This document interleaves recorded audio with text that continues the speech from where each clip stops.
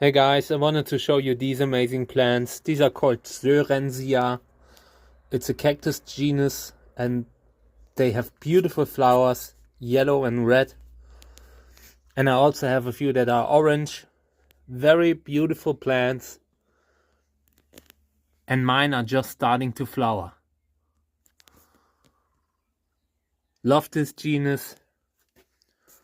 And they're really hard to come by. So I'm even more happy that I can show you them. Very beautiful plants. Frost hardy, like relatively frost hardy. They survive in my area in my greenhouse, and that's enough for me. Can't wait to show you the flowers in a few months.